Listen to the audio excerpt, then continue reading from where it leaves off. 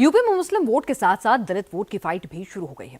एक तरफ मायावती की विरासत है तो दूसरी तरफ चंद्रशेखर की नई सियासत है। क्या मायावती के उत्तराधिकारी आकाश दलित वोट खो देंगे? क्या नगीना में मायावती का इतिहास चंद्रशेखर आजाद अपने नाम कर लेंगे? दलित वोट बैंक में जबरदस्त कंफ्यूजन फैला है और एपिसेंटर बन गया है नगीना। पिछले कुछ सालों से आप लोगों के बीच में इन विरोधी पार्टियों ने किस्म किस्म के लोग छोड़ रखे। अब नाम लेके उनको बताना क्या, उनको हवा देने की कोई जरूरत नहीं। आकाश भाई हमारे छोटे भाई हैं, लेकिन अभी हवा में है, अभी जमीन पे उतरे नहीं।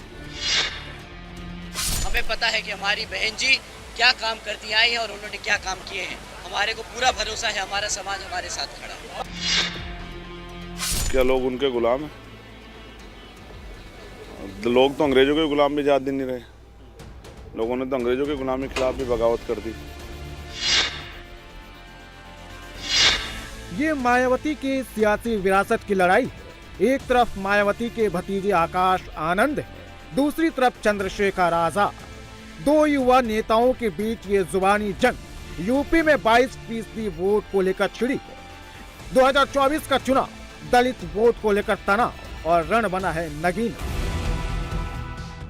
आकाश आनंद का prime focus Nagina Lok Sabha seat पर है और चंद्रशेखर आजाद को पहला इम्तिहान नगीना में ही पास करना है, क्योंकि जो नगीना से जीतेगा वो अगला दलित नेता बनेगा, दलित सियासत का लीडर बनेगा। नगीना पहले बिजनौर लोकसभा सीट में शामिल था। यही जमीन मायावती की सियासी कर्मभूमि है। यहीं से मायावती ने सियासत में कदम रखा था। 1989 में मायावती लोकसभा का अपना पहला चुनाव बिजनौर से ही लड़ी थी और जीती थी। 2009 में परिसीमन के बाद बिजनौर से नगीना सीट बनकर तैयार हुई और इसी नगीना सीट से आजाद समाज पार्टी के अध्यक्ष चंद्रशेखर आजाद चुनाव लड़ रहे हैं और आकाश आनंद अपनी बुआ के कर्म भूमि को किसी भी हाल में खोने नहीं देना चाहते हैं।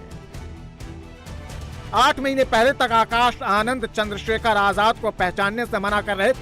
अब दलितों को चंद्रशेखर के साथ जाने से रोक रहे हैं। इनको वोट डालना मतलब हमारे समाज के खिलाफ वोट डालना हो जाएगा। इस बारी आप ना अपने आप से किसी साथी को इनके फेवर में वोट डालने की कोशिश ना करने दें साथियों। चंद्रशेखर आजाद की इमेज धाकड़ और बेबाक है, लेकिन इस बार वो नगीना को जीतने के लिए नया प्रयोग कर रहे हैं। चंद्रशेखर खुद को दलितों का सबसे बड़ा हितैषी तो कह रहे हैं, लेकिन मायावती के खिलाफ एक शब्द नहीं बोल रहे हैं। क्या चंद्रशेखर को डर कि अगर मायावती के खिलाफ बोलेंगे तो दलित वोटर नाराज हो जाएंगे? 2009 से ही नगीना के वोटर सबको चौंका रहे हैं। 2009 में 36.5% वोट शेयर के साथ समाजवादी पार्टी के यशवीर सिंह चुनाव जीते थे, लेकिन 2014 में मोदी लहर में नगीना सीट पर बीजेपी के यशवंत सिंह 39% वोट के साथ चुनाव जीतने में कामयाब रहे। वहीं 2019 में एसपी बीएसपी गठबंधन के कारण बीजेपी को हार का सामना करना पड़ा था। 2019 में बीएसपी के गिरीश चंद्रा 56.8% वोट के साथ चुनाव जीत, लेकिन इस बार नगीना सीट पर लड़ाई 4 प्रत्याशियों के बीच है। अभी पिछले कुछ दिनों में इस व्यक्ति ने अपनी पूरी जी जान लगा दी कि वो इंडिया अलायंस में घुस जाए। किसी तरह अगर इंडिया अलायंस में घुस गए तो भाई अपनी एक सीट निकाल लेंगे। बेचारा घबराता है कि अपने आप लड़ना पड़ जाए तो जमानत जब्त हो जाएगी। परंतु साथियों, बेचारे की किस्मत इतनी खराब कि इंडिया अलायंस में होके भी बेचारा बेघर घूम रहा है। पूछ रहा है कि कोई एक सीट तो दे दे भाई। अब अपनी खुद की पार्टी से लड़ना पड़ रहा है। बहुत साजिशें, तमाम तरह के प्रयास, तमाम तरह का झूठ, तमाम तरह की बेबुनियाद बातें, आरोप, तमाम प्रयास करने के बाद भी जो हमारे राजनीतिक विरोधी हैं वो बेचारे शायद ही अपनी जमानतें बचा पाए। नगीना सीट पर पहले चरण में 19 अप्रैल को मतदान है। नगीना आरक्षित सीट है। 22% दलित तो 50% के करीब मुस्लिम वोटर है और इस बार मुस्लिमों के साथ साथ दलितों का भी वोट बंटना तय है। बीएसपी की स्टीयरिंग पे भले ही मायावती बैठी, लेकिन भतीजा आकाश आनंद को अपना उत्तराधिकारी घोषित कर चुकी है। अब आकाश आनंद को साबित करना है कि वो कैसे दलित वोटर्स को समेट कर रखेंगे। लेकिन अब आजाद समाज पार्टी के अध्यक्ष चंद्रशेखर ने दलित वोट पर अपना दावा ठोक दिया है। इस चुनाव में दोनों पर अपने अपने वोट बैंक को बचाए रखने की सबसे बड़ी चुनौती है। ये आदमी अपने आप को मसीहा बताता है। ये आदमी कहता है कि मैं सड़क पे उतरूंगा अपने समाज के लिए, आंदोलन करता है, झगड़ता है, लड़ता है, हमारे युवा साथियों को लेके पहुंच जाता है। फिर क्या होता है? हमारे युवा साथियों पे मुकदमे होते हैं, और जैसे ही मुकदमे होते हैं वे बेचारे ढूंढते फिरते हैं कि भाई साहब हमें बचाओ। वो आदमी फिर यहां से छोड़ के दूसरी जगह भाग जाता है, वहां पे आंदोलन करता है, और इस कारवां में हमारे सभी युवा साथियों पे मुकदमे दर्ज कराता जा रहा है। अगर आप पे एक बार मुकदमा दर्ज हो गया साथियों, तो सरकारी नौकरी मिलना में मुश्किल हो जाएगी। यूपी में 22% दलित वोटर हैं। इनमें से 11.7% जाटव, पासी 3.3%, वाल्मीकि 3.15%, गोंड, धानुक और खटिक 1.2% है और अन्य 1.6%। इसमें से जाटव बीएसपी के कोर वोटर हैं, क्योंकि मायावती इस समाज से आती हैं।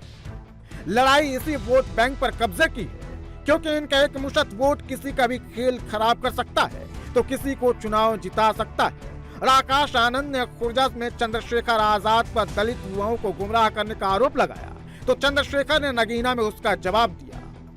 ये मेरे ऊपर इसलिए बार बार अटैक कर रहे हैं क्योंकि उनको पता है कि मुकाबला चंद्रशेखर आजाद से, और मैं नौजवानों को भड़का दूं। ये बड़े नौजवानों का बड़ा अपमान है। ये युवा पीढ़ी का, क्या नौजवान बेवकूफ़ है जिसको कोई भी बरगला देगा?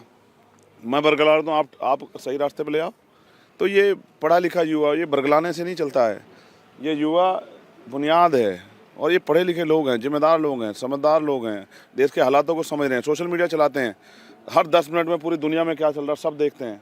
ये भी देख रहे हैं कि जब अब वो तो रईस ज़्यादा हैं, उनको क्या पता कि यूपी में लोकसभा की 80 सीटें, इनमें से 17 सीटें आरक्षित, लेकिन हर सीट पर 21 से 22% दलित वोटर हैं, जिनका वोट हार जीत तय करता है। लेकिन दलितों ने 2014 और 2019 में किसे वोट दिया, दलितों को कौन पसंद है, उनका वोटिंग पैटर्न क्या बता रहा है, दलितों पर चंद्रशेखर और मायावती की कितनी पकड़ है, वो भी देख लीजिए। 2019 में आरक्षित 17 सीटों में से बीएसपी सिर्फ 2 सीटों पर ही जीत पाई थी, बाकी के 15 सीटें बीजेपी के खाते में गई थी। जबकि 2014 में यूपी की आरक्षित सभी 17 सीटों पर बीजेपी जीत का रिकॉर्ड कायम कर दी। वहीं यूपी में ओवरऑल बीएसपी का स्कोर देखें तो 2014 में 0 रहा, तो 2019 में गठबंधन के कारण 10 सीटें बीएसपी के झोले में आई थी।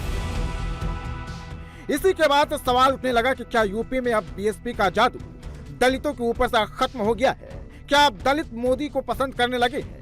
बीएसपी का असर खत्म होता देख दलित वोट बैंक पर चंद्रशेखर आजाद ने अपना दावा ठोक दिया।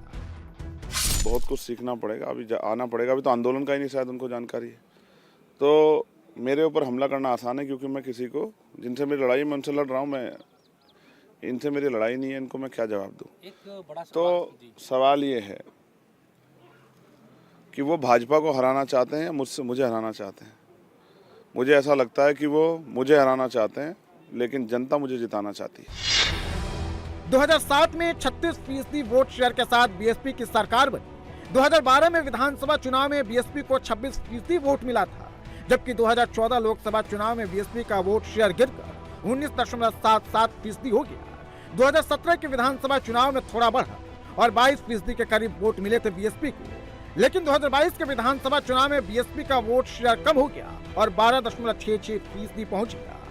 मायावती के बाद बीएसपी की कमान आकाश आनंद के हाथों में ही होगी।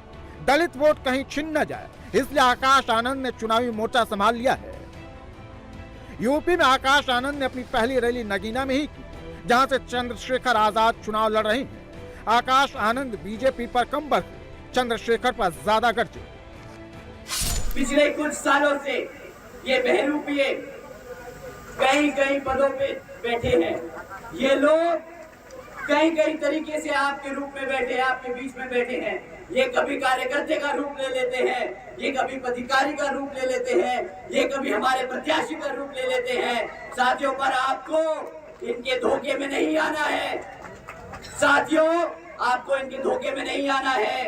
अगर ये बात आपकी नेता की करते हैं, अगर ये बात आपके बहुजन समाज की करते हैं, अगर ये बात आपके बहुजन समाज पार्टी की करते हैं, तो आप अपना वोट हाथी को ही दबा कर देने का काम करें।